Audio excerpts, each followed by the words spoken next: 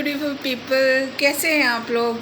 मैं बहुत अच्छी हूँ, आप लोग बताएं आप लोग कैसे हैं और क्या कर रहे हैं। All good I hope, right.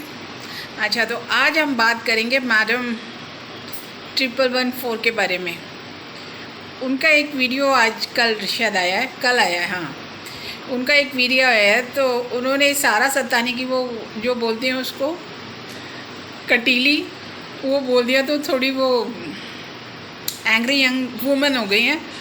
तो वो मैडम 15 लाख का हिसाब किताब वो भी मांग रही हैं, तबकि उनको 15 लाख वो अपने फादर का वो लेने आई थी, रिवेंज, अपने फादर का रिवेंज लेने आई थी वो, और अब वो 15 लाख का भी हिसाब मांगने लगी है। मतलब 15 लाख रुपए क्या रिवेंज कौन कौन लेगा, मुझे ये नहीं समझ में आता। एक टॉपिक है 15 लाख और रिवेंज लेने वाले लाखों हैं। मतलब अपना घर चलाना है ना भाई, रिवेंज तो लेना ही पड़ेगा ना, घर चलाना है। मैडम ये कहने के बोल के आई थी कि मुझे व्यूज़ और मुझे इससे कोई मतलब नहीं है, मैं ख़ानदानी रईस हूँ। तो मैडम अगर आप ख़ानदानी रईस है तो आप वाईटी पे कर क्या रही हैं, मुझे ये बताए ना। जो रईस होते हैं उन्हें तो वाईटी की ज़रूरत ही नहीं होती है, और रिवेंज आप ले नहीं रही है। चले, मैं 1% आपकी बात मान भी लेती हूँ कि आप रिवेंज लेने आई हैं अपने फादर का, तो आप रिवेंज ले नहीं रही हैं, जाके आप मिल गई हैं, और वो जो बोलते हैं उसकी हाँ में हाँ मिलाती है। आप गीदड़ हैं, आपके अंदर इतनी आपके अंदर इतनी गट्स नहीं है कि आप अकेले रिवेंज लें। आपके अंदर इतने गट्स नहीं है मैडम, इसलिए आपने माँ बना लिया है ना। माँ बेटी का रिश्ता कोई ख़राब नहीं होता, किसी को आप माँ बना सकते हैं या किसी की बेटी बन सकते हैं, बट रिवेंज लेने के लिए बनाया, क्योंकि आप खड़ी नहीं हो पा रही थी। आप में इतना स्टैमिना नहीं है कि आप अकेले खड़े हो, आप में इतने गट्स नहीं है कि आप बोल पाएँ, आप में इतनी क्वालिटी नहीं है कि आप सामना कर सके सच्चाई का। क्योंकि सच्चाई तो यह है कि वो सच्चाई ही नहीं है। अगर वो सच्चाई होती, किसी भी बात में सच्चाई होती है मैडम, तो उस बंदे को बहुत अच्छी तरह होल्ड करके अपनी सच्चाई को और सामना करना चाहिए। आपके अंदर कोई सच्चाई नहीं थी, इसलिए आप कभी इन होती हैं कभी आउट होती हैं।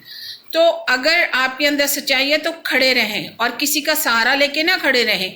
आप रिवेंज लेना चाहते हैं ज़रूर लें, बस हमने जो हम लोगों ने जो बोला था कि अच्छी तरह बात करके ले, रिवेंज ले भाई। अगर आपका कुछ बिगड़ा है तो आप ले, और ऐसे ही वो बॉस के बारे में भी है, अगर वो भी रिवेंज लेना चाहती हैं या वो अपने 15 लाख रुपए लेना चाहती हैं तो अच्छी तरह से लेना, दूसरों को इन्वॉल्व करके। मैंने तो बोला था आप रियाना बॉस के कंधे पे रख के बंदूक चलाएंगी, और आपकी एक प्लानिंग प्लॉटिंग हुई और आप शुरू हो गई, है ना। तो मैडम अकेले आइए ना, क्यों झूठ बना के आ रहे हैं। अकेले आइए, अपने रिवेंज लेना लीजिए, किसने मना किया। आप हिसाब किताब कीजिए, तबकि उस सतानी जी ने तो कहा है ना कि जिसने भी जो लेना है वो जाके आप उनके घर क्यों नहीं चले जाते, या उनके अगर वो फ्रॉड लेडी है, माना वो फ्रॉड लेडी है, तो उनके खिलाफ कंप्लेन क्यों नहीं करते आप कि भाई वो ये आपने तो बहुत बड़े बड़े एलिगेशन लगाए थे, बट आपने अभी तक कुछ किया नहीं है। क्यों आप क्यों सॉफ्ट कॉर्नर रखती हैं उनके लिए। अगर वो इतने बड़े बड़े काम करती हैं, उनका बेटा गंजेड़ी नशेड़ी है, और उसका बेटा क्या ब्रोकर है, या जो भी आप बोलते हैं क्या है, दल्ला फल्ला।